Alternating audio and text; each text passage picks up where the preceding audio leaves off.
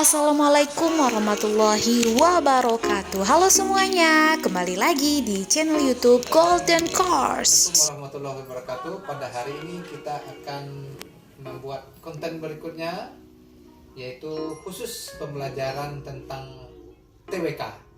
Dan TWK ini adalah tes wawasan kebangsaan untuk tes CPNS. Kalau kita fokuskan kepada pembelajaran TNI Polri, yaitu wawasan kebangsaan.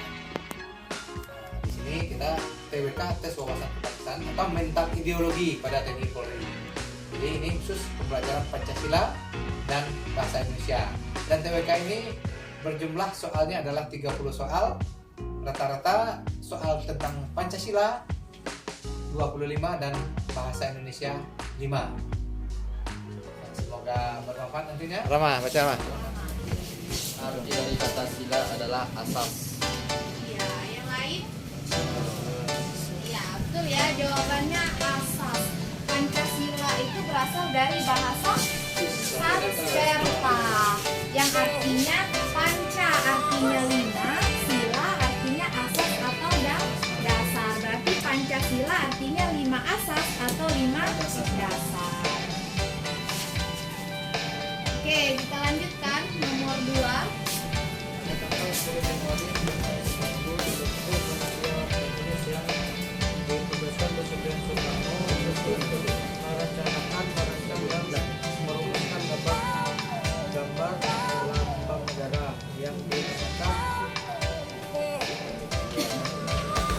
Ya, ini yang ditanyakan adalah pada tanggal 10 Januari tahun 1950. Berarti itu setelah Indonesia merdeka, dibentuk panitia teknis.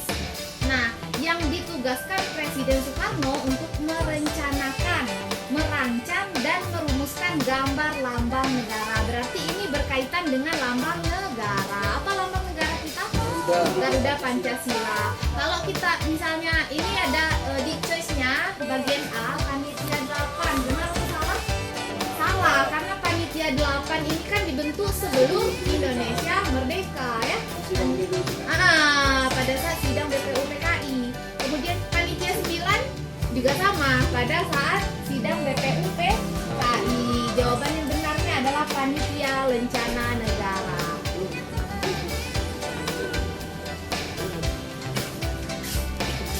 Jadi panitia pada tanggal 10 Januari tahun 1950 ini dibentuklah panitia teknis dengan nama Panitia Lencana Negara. Oke, kita lanjutkan nomor 3. Setelah melalui proses persidangan, akhirnya rumusan Pancasila hasil penggalian Bung Karno tersebut berhasil dirumuskan untuk dicantumkan dalam Ya, apa jawabannya? buka 5. Setelah melalui proses persidangan, akhirnya rumusan Pancasila hasil penggalian Bung Karno tersebut berhasil dirumuskan untuk dicantumkan ke dalam.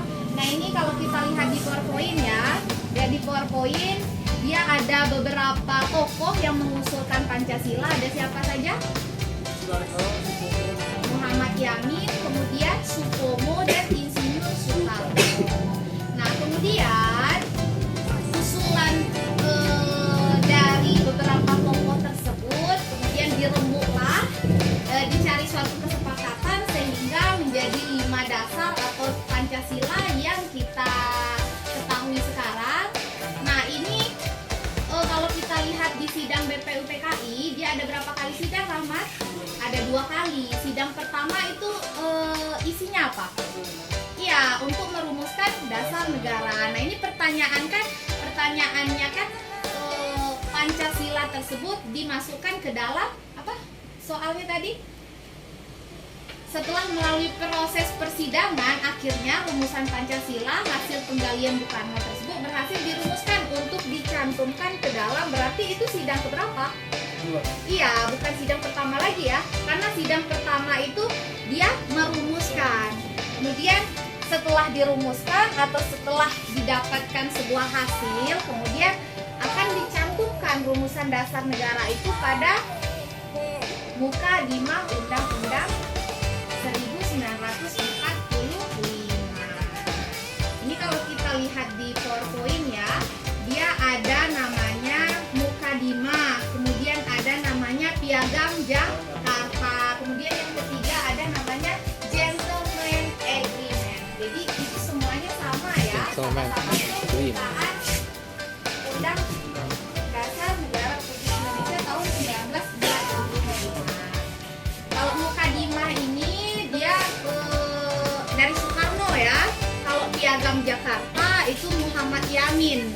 Kemudian Gentleman Agreement itu dari Sukirman Widyo Sanjoyo. Oke. Oke, kita lanjutkan nomor 5 ya. Empat.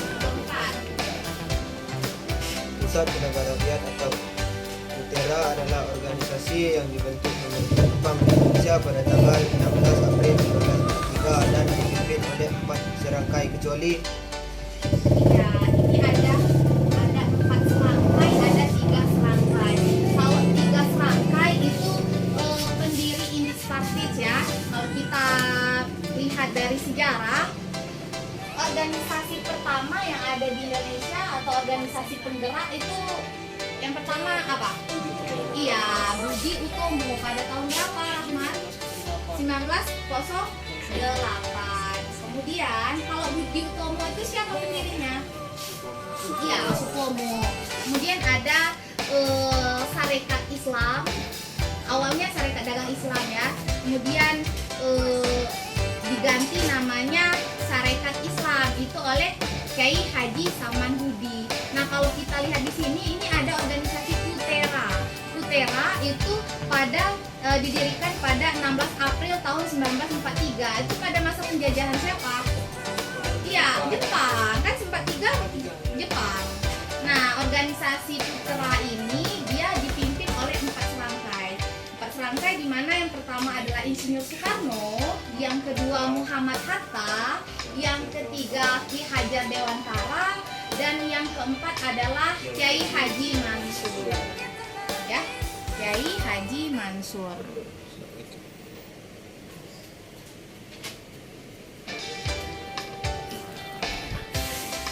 Nah, tujuan dibentuknya gerakan ini adalah untuk membangun dan menghidupkan kembali hal-hal yang pernah dihancurkan oleh Belanda. Nah, menurut Jepang, PUTERA ini bertugas untuk memusatkan segala potensi rakyat guna membantu Jepang dalam perang. Jadi sebenarnya ada niat terselubung dari Jepang ya. Dia ada sisi baiknya mungkin untuk Indonesia dan ada sisi dia mengambil keuntungan. Tetapi kan itu sisi baiknya apa? Ini kan organisasi PUTERA ini kan atas usulan dari Jepang ya. Nah, sisi baiknya apa? Iya, kita kan dari gerakan ini kita bisa membangun atau menghidupkan kembali hal-hal yang kita rasakan sudah dihancurkan oleh Belanda pada dahulunya, walaupun itu atas usulan dari Jepang. Oke, kita lanjutkan nomor 5. Sudah ya? dalam kehidupan berbangsa dan bernegara di negara kesatuan Republik Indonesia yang merupakan kehadiran negara di Indonesia sendiri atau temuan berikut kecuali Ya, kecuali yang bukan ya, yang mana? Garuda Pancasila. Iya, kenapa Garuda Pancasila itu bukan? Garuda Pancasila itu lambang negara, bukan pilar negara. Pilar negara kita ada 4. Yang pertama Pancasila, kemudian Undang-Undang NKRI sama Bhinneka Tunggal Ika. Oke, kita lanjutkan nomor 6. Pancasila menjadi dasar petunjuk untuk membuat peraturan-peraturan yang berkaitan dengan hukum yang mengatur kehidupan bernegara serta menjadi pedoman dalam menjalankan kehidupan bernegara. Karena Pancasila hakikatnya merupakan sebuah ideologi negara. Yang mana? Hmm, A. antara A dan E. Nah, coba. Kalau bagian A apa? Dasar ideologi negara. Nah, ini ada ya, dasar ideologi negara. Kalau dasar negara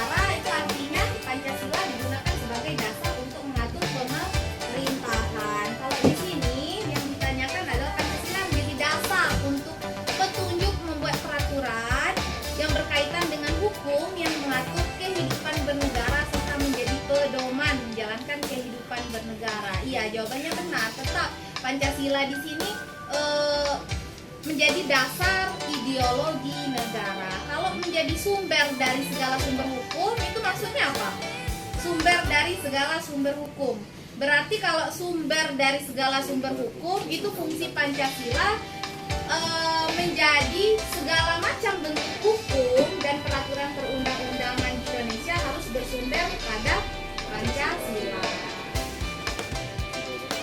Jawabannya A ya. Kalau ini kan pertanyaannya Pancasila menjadi dasar petunjuk. Kalau dasar petunjuk berarti dasar ideologi. Kalau sumber dari segala sumber hukum, itu Pancasila menjadi pedoman terhadap hukum yang ada, hukum atau peraturan yang ada di Indonesia. Semuanya harus pedomannya pada Pancasila. Tidak boleh bertentangan terhadap Pancasila. Oke, lanjut ya, nomor 7. Pancasila digunakan sebagai dasar untuk mengatur penyelenggaraan ketatanegaraan. Hal ini sesuai dengan kedudukan Pancasila sebagai Pancasila digunakan sebagai dasar yang mengatur penyelenggaraan ketatanegaraan. Iya, dasar negara. Kalau yang mengatur penyelenggaraan ketatanegaraan tentang peraturan itu dasar negara ya. Nah, kalau yang nomor 6, kenapa ada ideologinya? Karena di sini dia dijelaskan jadi pedoman juga dalam menjalankan kehidupan. Kalau pedoman dalam menjalankan kehidupan kan ada dasar ideologi negara. Tapi kalau hanya untuk mengatur penyelenggaraan negara berarti hanya dasar negara.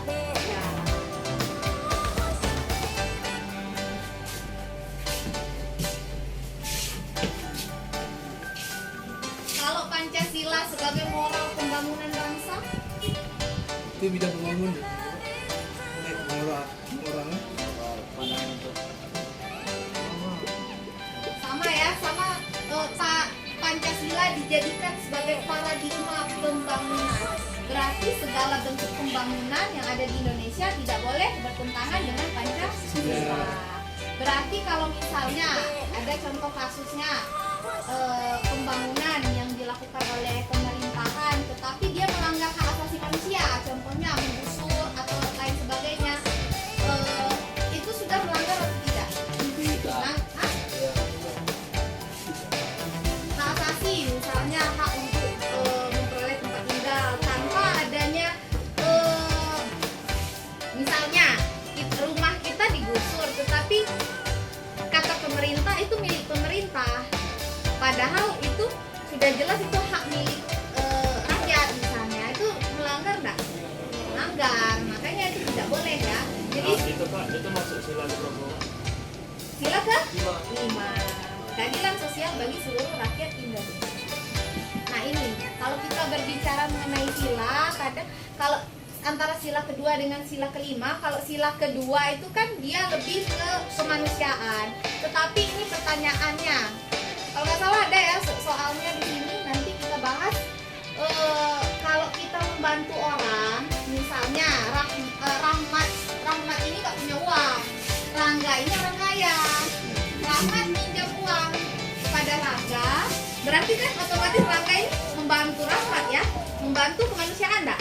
Kemanusiaan, tetapi membantu di sini untuk modal, untuk modal Rahmat agar dia bisa berdiri di atas kakinya sendiri. Tujuan Rangga kan untuk membantu Rahmat biar dia nggak menyusahkan orang lagi, nggak minta bantuan sama orang lagi. Itu Rangga mencerminkan sila keberapa? Iya, itu sila ke-5 ya, lebih ke keadilan sosial bukan kemanusiaannya ya.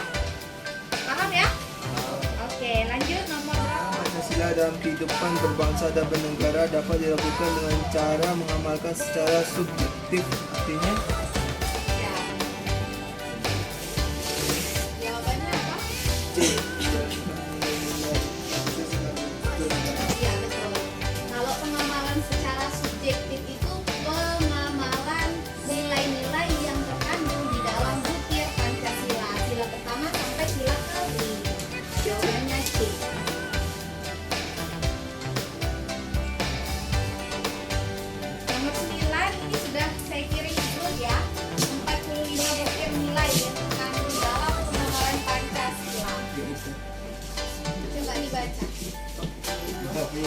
nilai yang terkandung dalam pedoman penghayatan pengamalan Pancasila diatur dalam Itu diatur dalam Staf MPR nomor berapa ini? The 18 ya, garing MPR garing 1998. Ini sudah dijelaskan ada 45 butir nilai yang terkandung dalam pedoman penghayatan pengamalan Pancasila. Ada? Sudah masuk di grup? Belum ya? Oke, kita lanjutkan ya.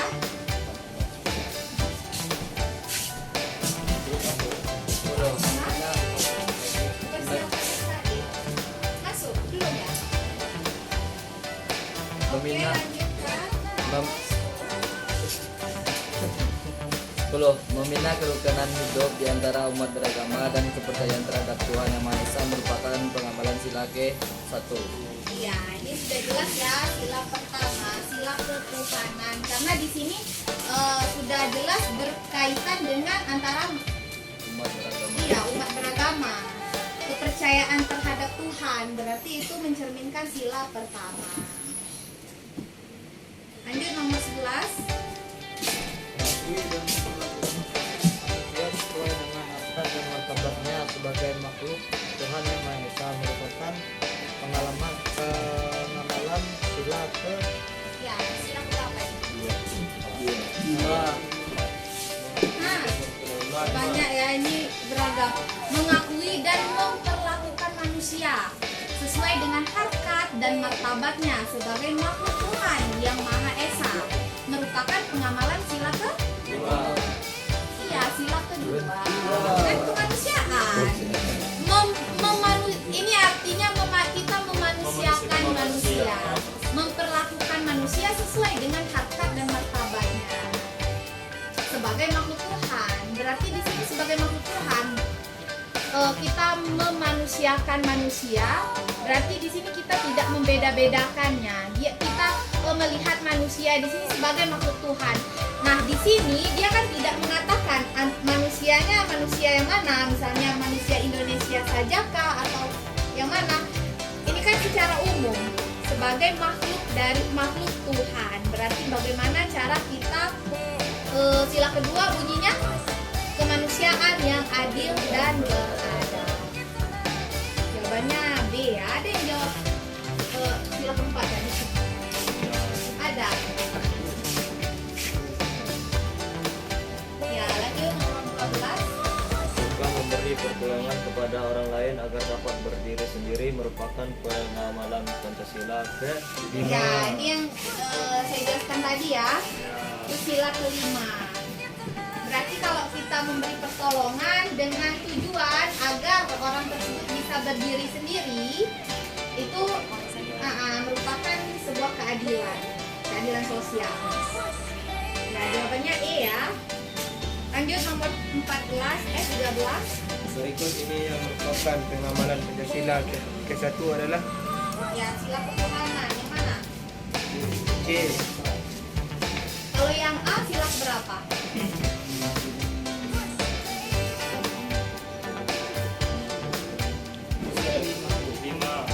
Yang A sila berapa? Mengakui dan melakukan manusia sesuai dengan harkat dan martabatnya. Tadi sila ke? Dua. Rahmat blank. Iya, sila kedua. Kalau yang B? Tidak menggunakan hak milik untuk hal-hal yang bersifat pemborosan dan gaya hidup mewah. Ya, ini baru sila kelima. C. Tidak memaksakan agama. Sila pertama. Iya, ini baru sila pertama. Ini jawabannya ya, C. Kalau yang D, 3. memajukan pergaulan demi persatuan. Ini sudah jelas sila ketiga. Yang bagian E, 4. ya sila keempat. Lanjut nomor 14. Salah satu manifestasi penting Pancasila kedua adalah kesamaan hak dan memperoleh pendidikan. Sarjana mendidik di daerah terdepan, terluar, dan tertinggal (SM3T) merupakan salah satu program pengabdian sarjana pendidikan untuk berpartisipasi dalam pemerataan pendidikan di daerah 3T selama 1 tahun. Program SM3T merupakan salah satu program upaya pemerintah memfungsikan Pancasila sebagai salah satu manifestasi. Ini panjang, soalnya panjang, ini menjebak kita aja ya. Sedangkan yang ditanyakan ini kan program SM3T ini merupakan salah satu program upaya pemerintah memfungsikan Pancasila sebagai apa?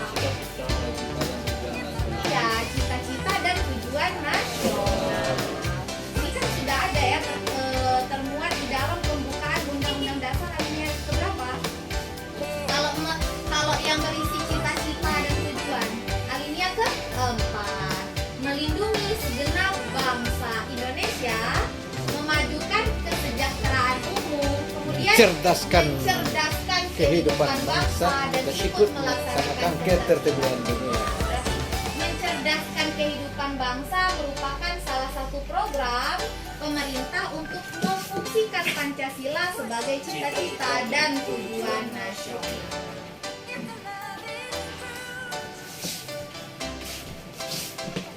Nah ini di dalam pembukaan undang-undang alinea kedua pun juga termuat cita-cita bangsa ya. Alinea kedua, coba apa bunyinya?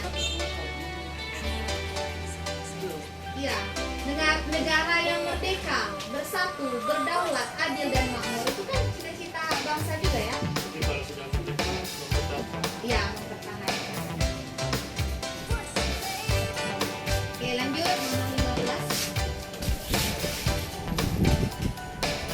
CASN menggunakan CAT dinilai sebagai terobosan jitu untuk mengatur penyelenggaraan aparatur negara yang tertib dan berwibawa.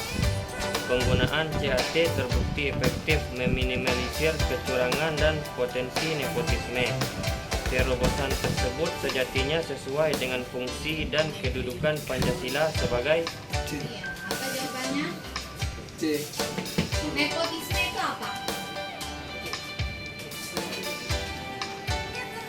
Kalau nepotisme itu lebih mementingkan Orang-orang terdekat, kenal. saudara terdekat. Saudara terdekat. Misalnya kalau sebelum pemilihan CPNS tanpa digunakan CASN tanpa CAT, misalnya pakai manual, pakai tangan, itu kan Itu keluarga pejabat yang banyak. keluarga pejabat yang banyak lulus karena dia mementingkan kerabat terdekat. Tapi kalau sekarang kan karena sudah menggunakan CAT atau menggunakan komputer, otomatis Komputer, kan sudah tes. keluar Tes. langsung nilainya. Wira nilainya misalnya 400, dia dapat berapa gitu, nggak bisa curang. Walaupun Nah ini merupakan anak atau cucu bupati ya nak lulus ya nak lulus. ya, CAT kan.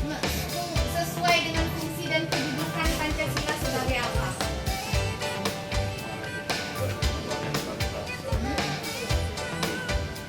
Nah kalau kita lihat penggunaan sistem CAT dalam penyelenggaraan ketatanegaraan seperti seleksi CASN ini sejatinya sesuai dengan prinsip keadilan sosial ya, benar nggak? Iya.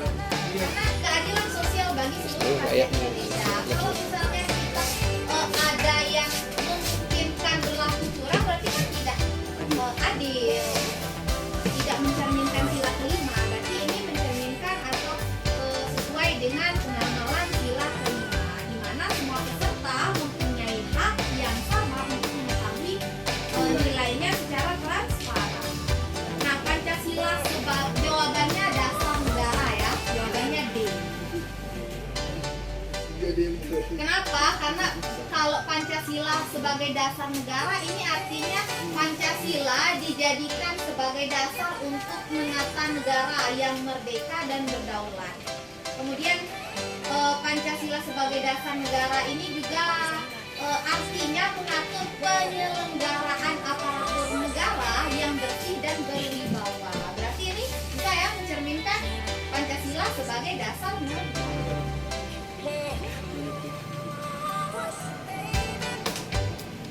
Oke, lanjut nomor 16.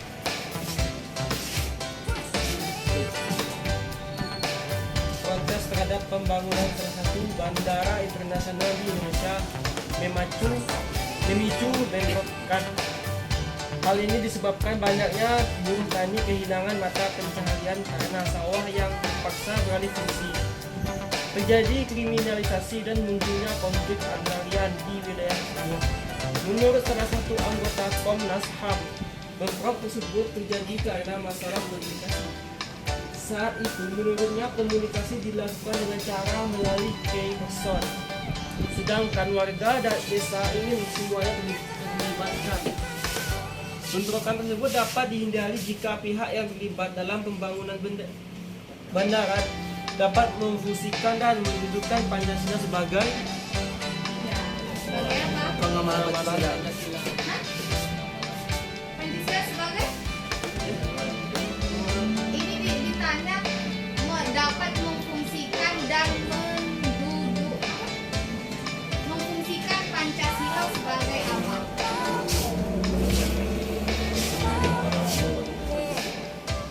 Sebagai paradigma pembangunan nasional. Buka lagi kedudukan dan fungsi Pancasila. Jangan ragu ya, ragu kalah. Pancasila sebagai paradigma pembangunan itu artinya nilai-nilai dasar Pancasila secara normatif menjadi dasar, kemudian menjadi kerangka acuan dan pola ukur segenap aspek pembangunan nasional. Nah, di sini pengamalan Pancasila sebagai paradigma pembangunan ini dia yang pertama, pembangunan harus menghormati HAM. Itu sesuai dengan sila keberapa? Pembangunan ini ada beberapa ya, ada 5. Yang pertama, pembangunan nasional, pembangunan Indonesia itu harus menghormati HAM. Artinya tidak boleh bertentangan dengan HAM. Itu sesuai dengan sila keberapa? Sila keberapa? Ada apa? Kalau Pancasila pembangunan harus menghormati HAM. Itu sesuai sila keberapa? Sila kedua, HAM hak asasi manusia. Berarti kan kemanusiaan, sila kedua. Kemudian pembangunan harus dilaksanakan secara demokratis. Berarti secara demokratis harus atas persetujuan bersama. Tidak boleh antar sebelah pihak saja. Berarti itu mencerminkan sila keberapa? 4. Kemudian pembangunan harus diprioritaskan pada taraf minimum. Keadilan sosial itu mencerminkan sila keberapa? Sila kelima. Berarti pembangunan ini harus diprioritaskan pada taraf minimum. Maksudnya bagaimana? Sesuai dengan yang dibutuhkan. Sesuai dengan yang dibutuhkan. Berarti kalau misalnya ada daerah yang membutuhkan pembangunan ya harus. Tidak, kalau yang namanya adil itu maksudnya bagaimana? Ada yang bisa mendefinisikan kata adil itu bagaimana? Merata. Setuju nggak Dafa adil itu merata? Adil itu bukan rata. Adil itu seimbang, sesuai dengan kadarnya, kebutuhannya. Misalnya Dafa ada anak, ada adik. Dafa kuliah, adik Dafa TK. Nah, Mama Dafa ini, biar saya adil, kasihlah uang jajan Dafa 50.000, adiknya 50.000. Adil atau tidak? Tidak. Nah, tadi kata Rahmat kalau adil itu sama rata berarti Mama Dafa sudah adil. Tidak, adil itu sesuai dengan kebutuhan. Dafa karena dia sudah kuliah, kebutuhannya banyak, tentu uang jajannya juga harus banyak. Kalau adiknya kan kalau masih SD atau TK kan tidak membutuhkan 50.000, 10.000 saya rasa cukup ya.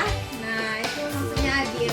Jadi kalau pembangunan yang adil berarti tidak seluruh Indonesia itu merata, sesuai dengan kebutuhannya. Nah, makanya ini diprioritaskan pada taraf minimum keadilan sosial. Oke, lanjut ya.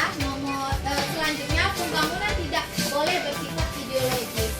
Berarti itu mencerminkan sila ke-3, persatuan. Yang terakhir, pembangunan harus didasarkan oleh kebutuhan. Belum. Nomor 16 ya, jawabannya B. Lanjut nomor buku ini merupakan pernyataan yang benar mengenai makna sila kedua Pancasila, yakni kemanusiaan yang adil dan beradab. Maksud manusia yang beradab adalah manusia yang Ya, beradab itu manusia yang apa? Coba yang E, melakukan sesuatu karena ingin dilihat orang lain. Itu beradab kah? Bukan ya. Kalau D, mengambil keputusan dengan voting. tidak Beradab itu musyawarah ya. Kalau yang C, berikan kepada orang lain sesuai dengan haknya. Ini yang ditanyanya bukan adil ya, tapi manusia yang adil. Oh iya. Bukan, ini kan Pancasila yakni kemanusiaan yang adil dan beradab. Maksud manusia yang beradab, bukan manusia yang adil ya, manusia yang beradab. Jawabannya adalah bagian A. Tingkah laku dan perbuatannya didasari oleh nilai-nilai kebudayaan. Adab berarti adab kita, perbuatan kita harus didasari oleh nilai kebudayaan. Contohnya, misalnya kalau budaya kita pasti berbeda-beda ya. Kalau misalnya kita di daerah ini, misalnya di daerah A, kemudian mengunjungi daerah B, tentu kita harus menghormati budaya di daerah B. Jadi kalau misalnya walaupun budayanya berbeda, tapi kalau kita sudah berada di daerah lain, kita tetap menjunjung tinggi kebudayaan di sana. Makanya pasti kalau kita tidak menghormati budaya orang lain, pasti kita dianggap tidak beradab atau lain sebagainya. Dan kita harus tingkah laku dan perbuatan kita harus didasarkan terhadap kebudayaan, nilai-nilai kebudayaan ya. Indonesia memiliki budaya yang banyak, unik, kental, dan mengandung nilai-nilai yang bermakna. Puluhan lagu daerah, 720 suku hadir di Indonesia. Ragam hidangan baik, makanan berat atau ringan, upacara adat daerah, ritme alat musik daerah yang bentuk dengan cara memainkannya berbeda. Senjata-senjata tradisional yang juga menjadi saksi bisu perjuangan para pahlawan pembela tanah air. Pakaian adat dengan desain dan pernak-perniknya, rumah adat, karya arsitektur tradisional, dolanan anak yang tak kalah hebatnya dengan mainan anak masa kini, dan sederet budaya lain tersaji rapi dan tidak dimiliki bangsa lain. Dengan segala bentuk keragaman di atas, ternyata Indonesia memiliki ciri khas sikap toleransi yang begitu kuat. Dalam hal ini Pancasila berfungsi sebagai Ya. Pancasila sebagai apa?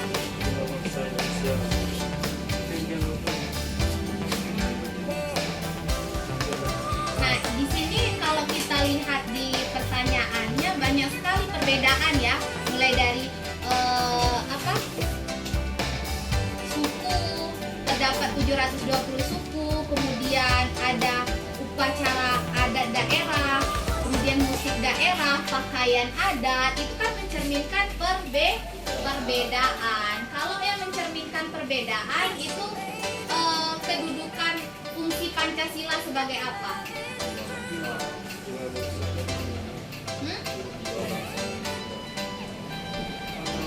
Kalau jiwa Pancasila sebagai jiwa bangsa, jiwa itu apa? Kalau jiwa kita hilang berarti itu nyawa. Kalau Pancasila sebagai jiwa bangsa, Pancasila dijadikan nyawa, pandangan hidup. Jiwa kan nyawa, berarti bukan jiwa. Kalau perjanjian luhur itu apa? Perjanjian, kalau perjanjian kan sudah ada sebelum bangsa ini merdeka. Itu artinya Pancasila itu digali dari sosial budaya bangsa Indonesia sendiri, digali dan disepakati oleh seluruh rakyat Indonesia. Yang benarnya adalah Pancasila sebagai kepribadian bangsa. Kenapa Pancasila sebagai kepribadian bangsa? Ini yang membedakan bangsa Indonesia dengan bangsa lain. Yang membedakan Dava dengan Deva apa? Walaupun namanya hampir mirip, yang membedakan apa? Kepribadiannya. Mungkin Dava misalnya orangnya begini, Deva lain lagi. Itu kan kepribadiannya. Itu yang membedakan. kepribadian bangsa yang memiliki beraneka ragam. Nah ini kalau kita baca, kepribadian bangsa itu merupakan Pancasila sebagai kepribadian bangsa itu merupakan Pancasila lahir bersamaan dengan Indonesia, di mana Pancasila ini memiliki ciri khas yang hanya dimiliki oleh bangsa Indonesia. Berarti tidak dimiliki oleh bangsa lain.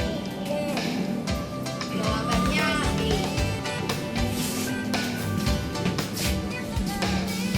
Kalau pandangan hidup bangsa apa? Pandangan apa rakyat? Pancasila dijadikan sebagai pandangan hidup. Pandangan hidup apa? Petunjuk ya, petunjuk pedoman dalam bertingkah laku. Berarti tingkah laku kita harus berpedoman pada Pancasila. Beda ya, Pancasila sebagai pandangan hidup dengan Pancasila sebagai kepribadian. Kalau sebagai sumber hukum, Pancasila sebagai sumber hukum itu maksudnya apa? Segala sumber hukum yang ada di Indonesia berasal dari Pancasila. Beda Pancasila sebagai sumber hukum dengan dasar negara? Hampir sama ya, tapi bedanya apa?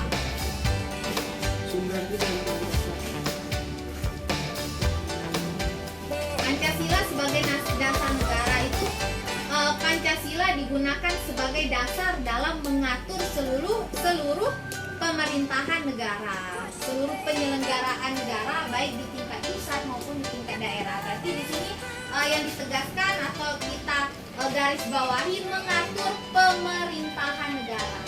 Sebagai dasar negara berarti Pancasila dijadikan sebagai dasar untuk mengatur pemerintahan negara. Kalau sebagai sumber dari segala sumber hukum berarti seluruh bentuk hukum, kemudian peraturan perundang-undangan di Indonesia harus bersumber pada Pancasila. Berarti seluruhnya ya.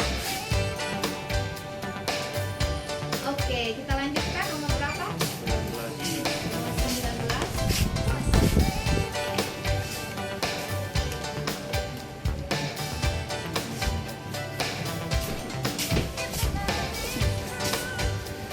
Sesuai dengan cita-cita bangsa Indonesia seperti yang telah tertuang dalam KMUD Undang-Undang Dasar 1945 dan Pancasila sebagai dasar ideologi negara, menyatakan bahwa Indonesia adalah negara yang melindungi segenap bangsa dan seluruh tumpah darah Indonesia, yakni merupakan penjabaran dari sila ke Pancasila sebagai dasar dinyatakan bahwa Indonesia adalah negara yang melindungi segenap bangsa dan seluruh tumpah darah Indonesia.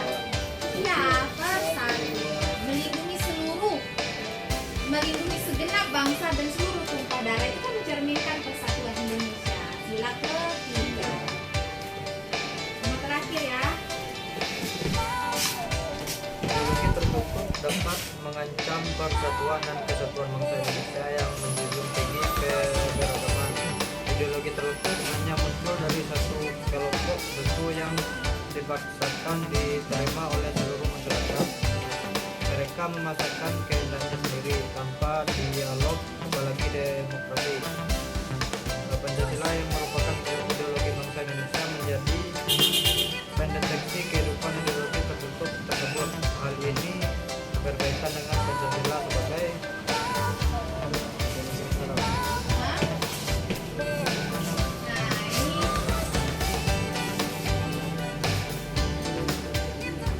Jawabannya apa? Ada yang sudah ketemu jawabannya? Hal ini berkaitan dengan Pancasila sebagai ideologi negara.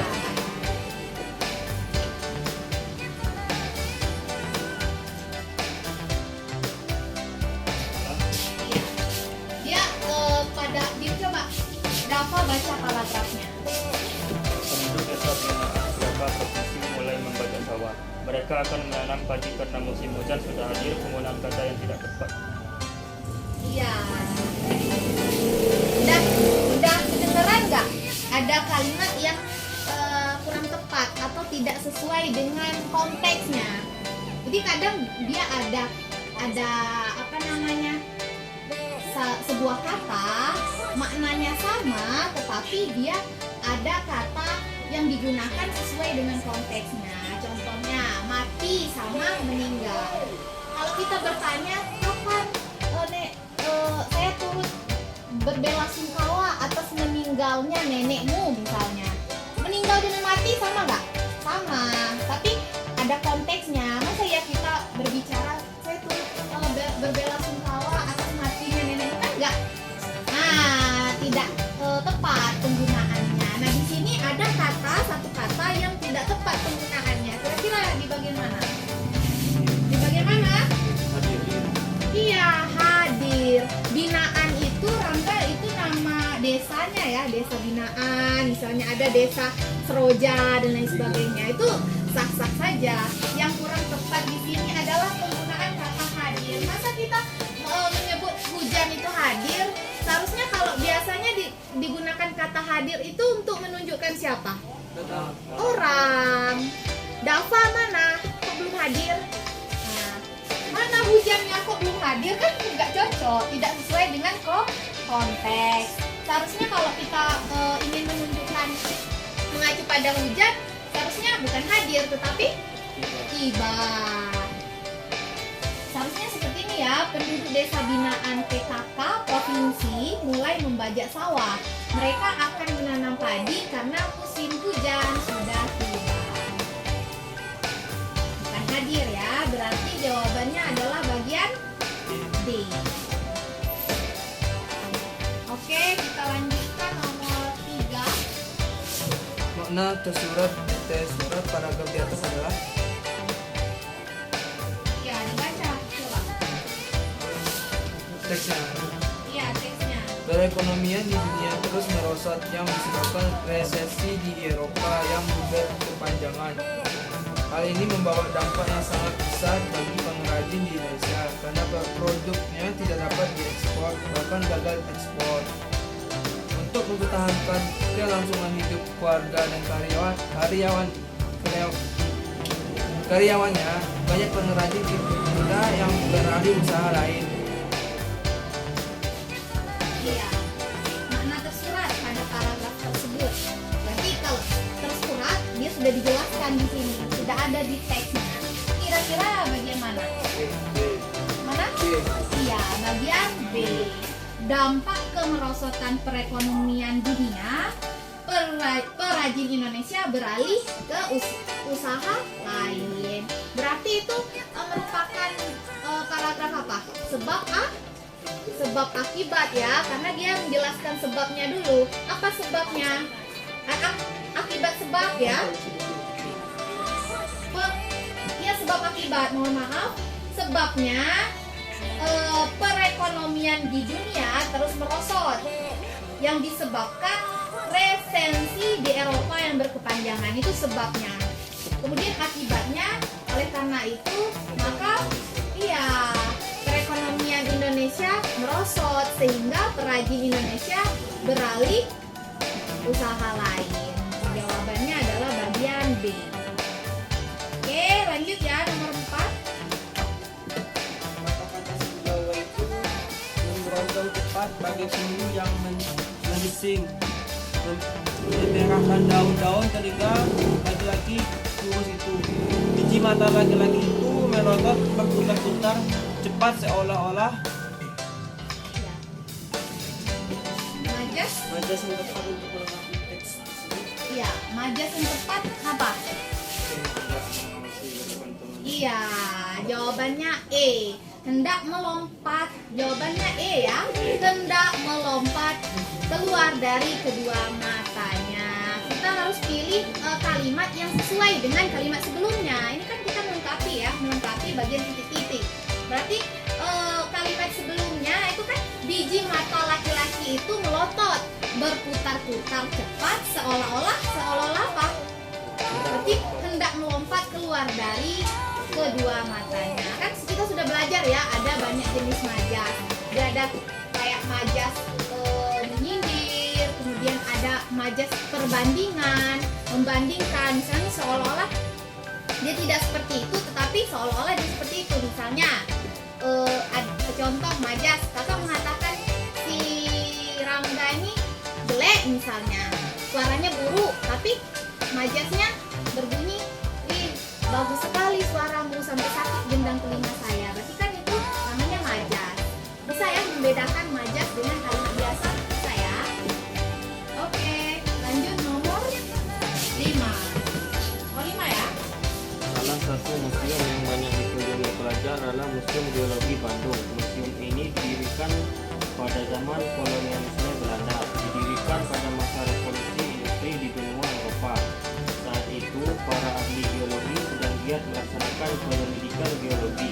Perbaikan penulisan huruf kapital pada teks tersebut adalah Ya, perbaikan penulisan huruf kapitalnya. Gimana?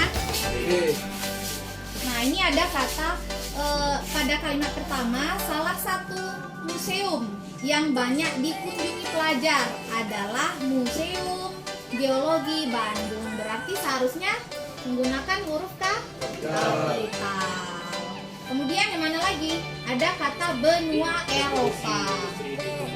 Iya, ada kata benua Eropa seharusnya menggunakan huruf kapital juga ya, karena dia merupakan letak geografis. Apabila dia menunjukkan letak geografis, kita harus menggunakan huruf kapital.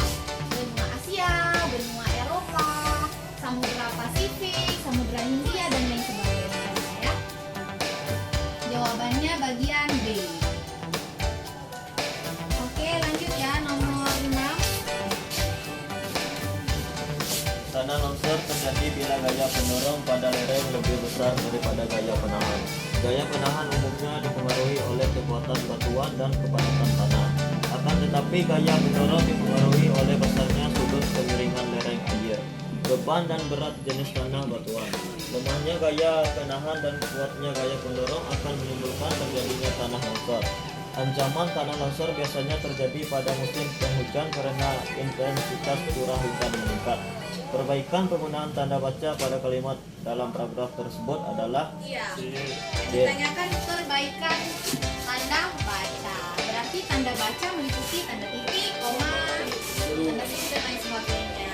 Ya, betul ya, jawabannya C. Seharusnya setelah kata akan tetapi itu menggunakan huruf menggunakan tanda koma.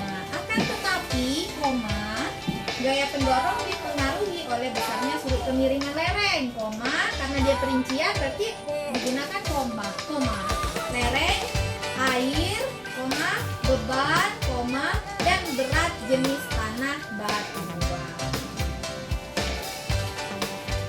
Oke, lanjut nomor 7.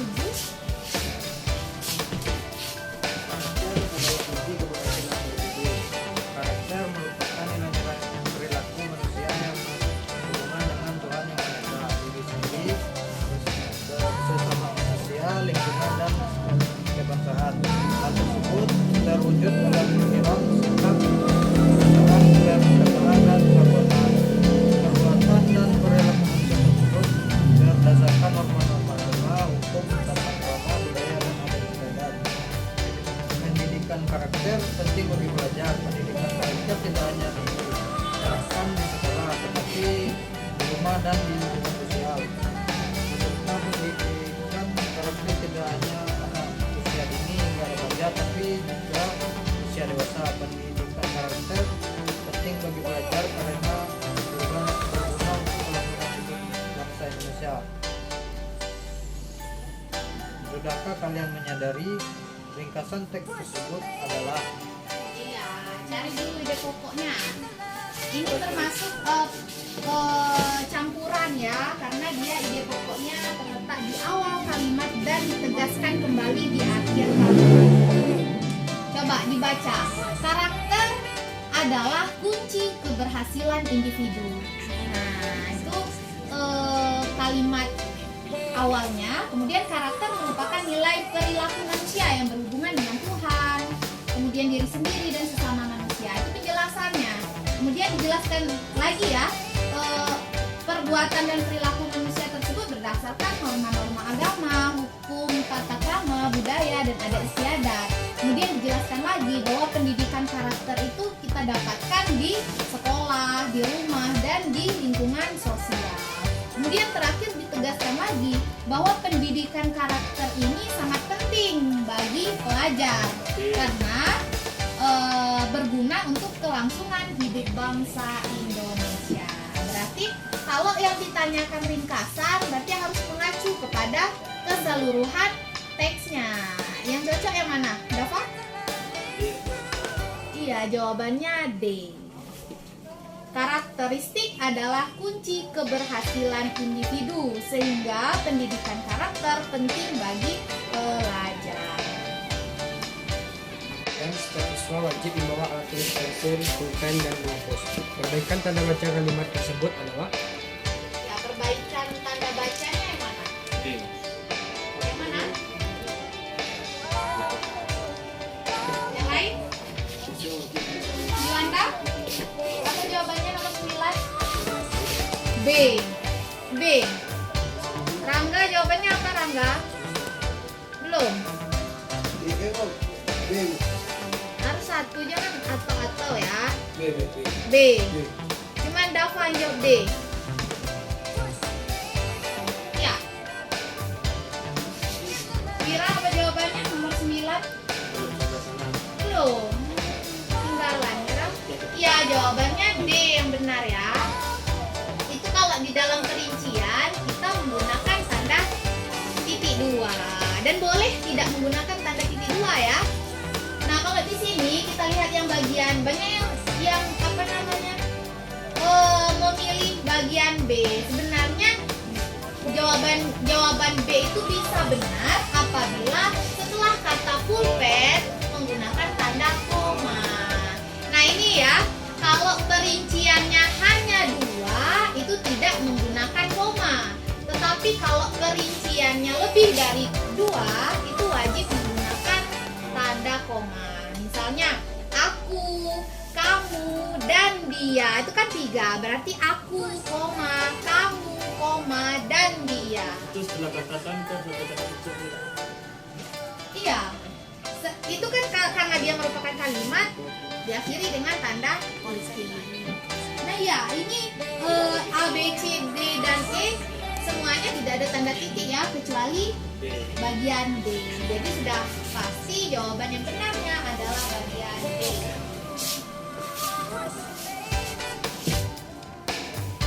Oke, lanjut ya, nomor 10. Kalimat utama paragraf tersebut ditandai dengan nomor.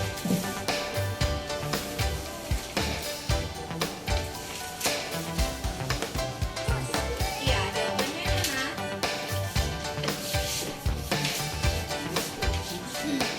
Kalimat utama. Nomor berapa? Nomor 10. Oh, udah hafal.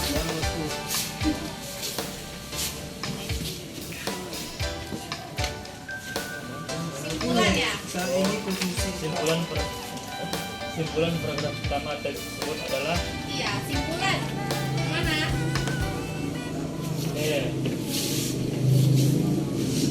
Iya, makanya kemarin sudah pernah kakak jelaskan ya perbedaan ringkasan dan simpulan. Nah, kalau ringkasan berarti kita ada sebuah kalimat kita membuatnya menjadi lebih sederhana.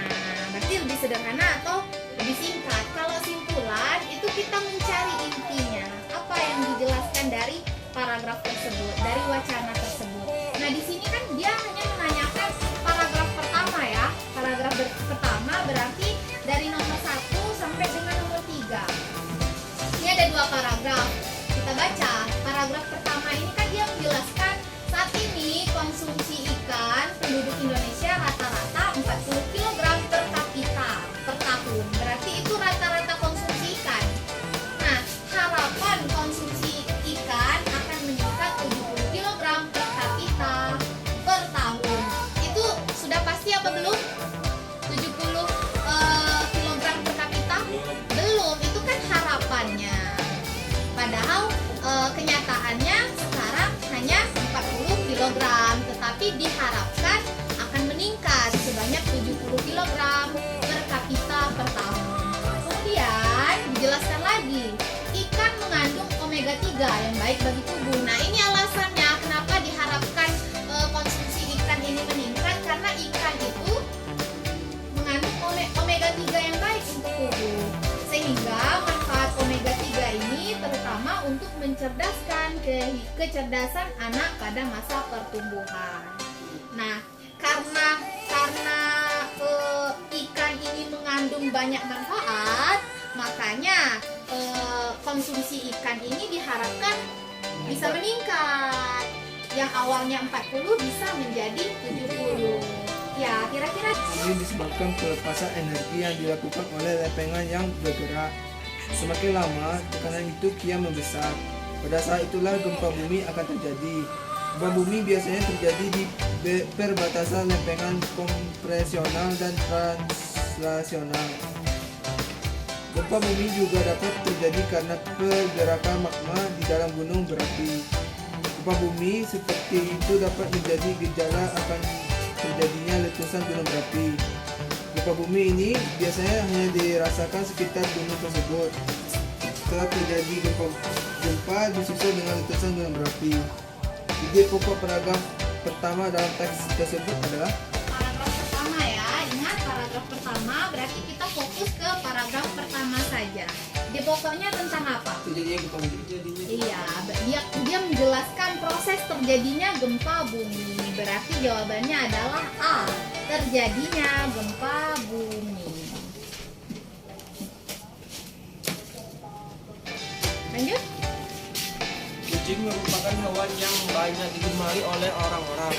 Tak heran, karena menurut penelitian, kucing bisa menurunkan tingkat stres seseorang. Selain itu, kucing merupakan hewan yang patuh dan mudah dijinakkan. Biaya perawatan untuk seekor kucing pun dinilai tidak terlalu besar sehingga orang-orang banyak yang memelihara kucing. Panggalan paragraf tersebut merupakan contoh dari paragraf Ya, penggalan kalimat tersebut itu contoh paragraf apa? Kenapa deduktif? Iya, karena ide pokoknya dijelaskan di bagian awal. Jawabannya bagian B ya. Penggalan tuh, ya penggalan. Bukan, penggalan kalimat. Bagian kalimat. Misalnya kayak pembukaan undang-undang dasar, penggalan paragraf pertama misalnya. Nanti kan bagian awalnya saja. Ya, lanjut ya, nomor 13.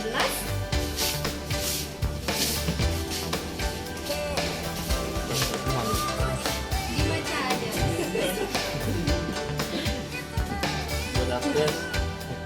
Budapest Business School BBS University of Applied Science Hungaria membuka kelas bahasa Indonesia sebagai salah satu kursus bahasa yang dipilih mahasiswanya untuk menyelesaikan studi. Siaran pers Kedaulatan Besar RI di Budapest menyebutkan Duta Besar RI untuk Hungaria Winning Stiprobo resmi membuka kursus ini selama 14 Februari. Kursus ini Selasa 14 Februari lalu. Winning menyampaikan penghargaan kepada BBS sendiri mewajibkan mahasiswanya menguasai 2 bahasa asing untuk sarjana dan 3 bahasa asing untuk S2 sebagai syarat kelulusan dan membantu menyediakan kursus bahasa bagi mahasiswa. Belajar bahasa asing sangat menguntungkan, terutama bahasa Indonesia yang dipakai sebagai bahasa utama 258 juta penduduk Indonesia, kata Winning. Pernyataan yang sesuai dengan isi paragraf berita adalah Jawabannya yang mana? Mana? Ini Rahmat sudah dibahas. Siapa? Ada yang sudah pernah bahas soal ini? Ya, ini lihat kuncinya. Ada bagian kalimat yang dijelaskan kembali atau dijelaskan 2 kali. Otomatis kalau dia menjelaskan 2 kali, sudah pasti itu ide pokoknya, itu bagian pentingnya. Yang mana kira-kira?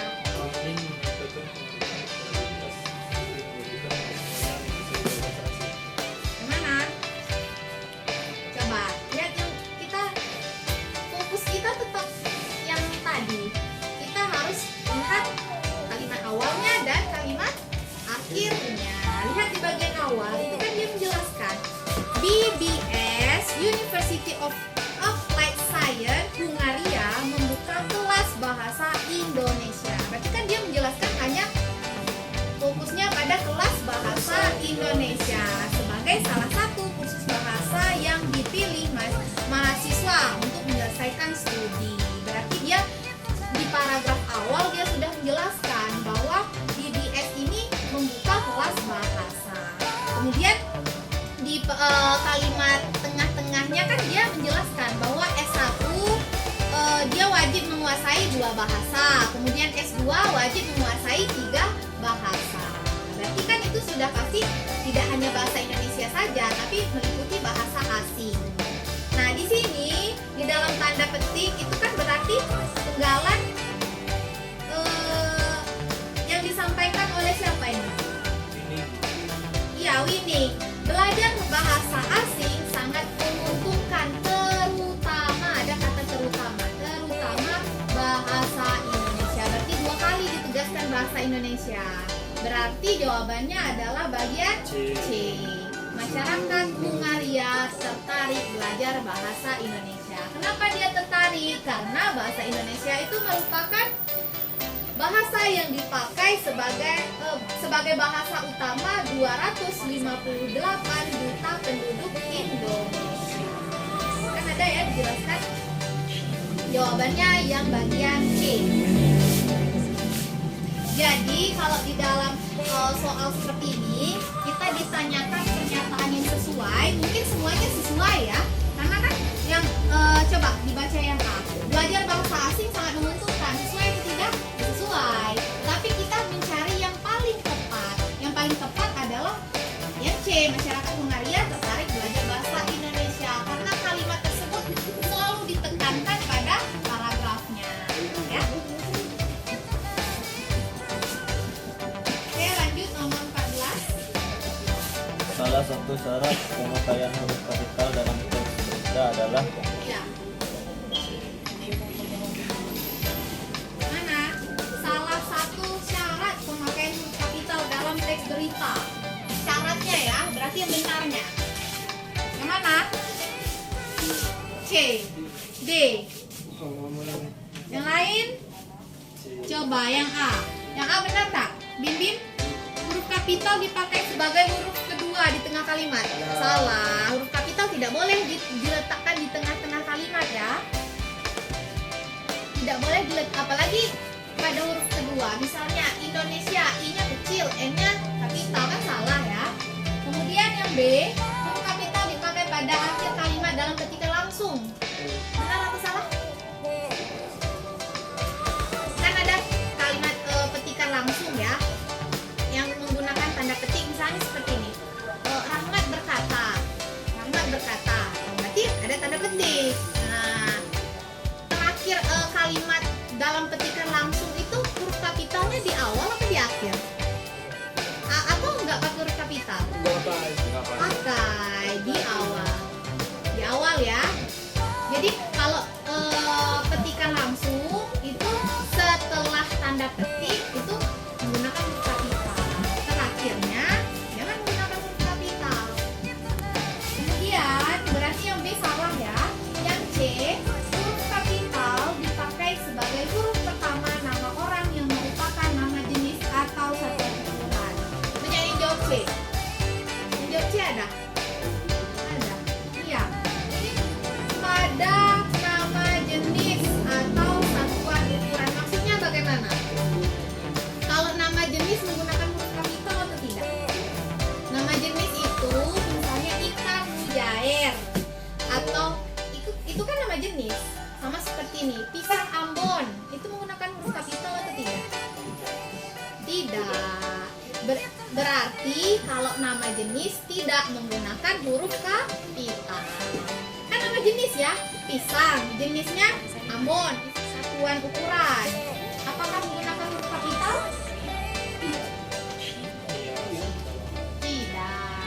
Tidak menggunakan huruf kapital. CM kecil aja. Jadi nggak usah pakai huruf kapital.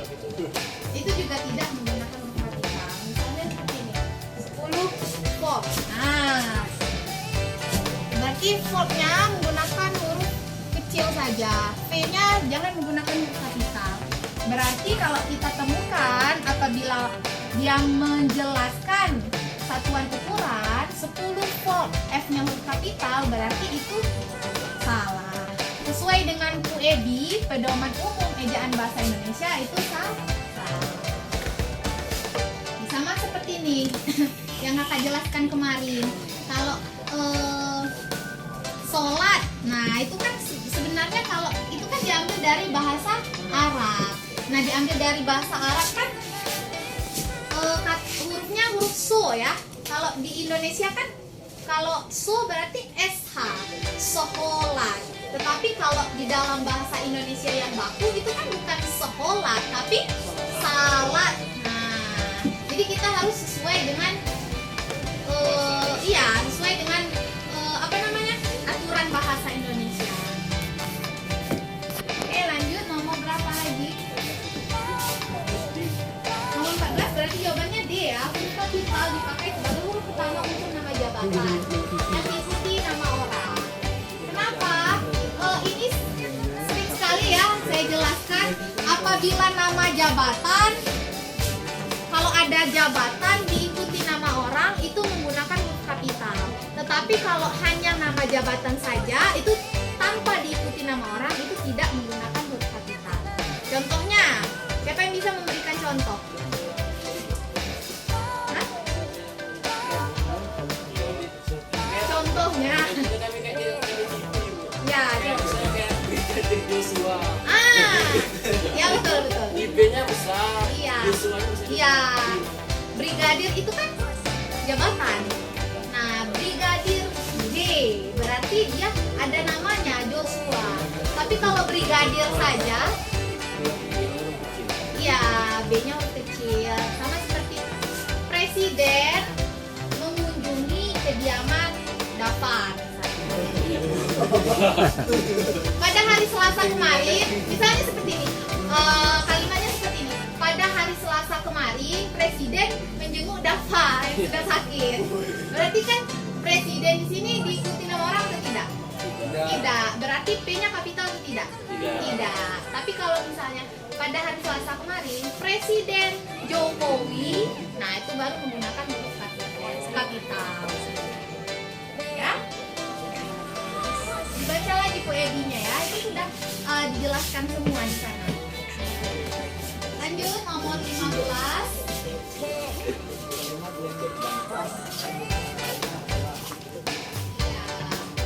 Kalimat yang tepat dalam pilihan katanya.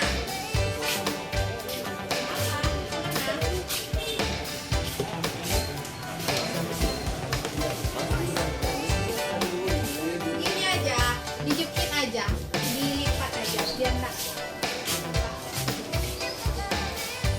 Gimana? Terima kasih atas kesempatan yang diberikan kepada saya. Itu yang benar. Ada yang jawabannya beda. Selamat A. Yolanda? A juga iya. Jawaban yang benarnya A. Yang B itu tidak efektif ya. Pemimpin upacara dipersilakan untuk mengambil tempat. Dipersilakan. Iya boleh. Demikianlah yang dapat kami jelaskan dan materi pelajaran pada hari ini yaitu Pancasila dan Bahasa Indonesia pada materi pembelajaran TWK. Dan nantinya tolong subscribe, like, and share. Demikian. Assalamualaikum warahmatullahi wabarakatuh. Karabi.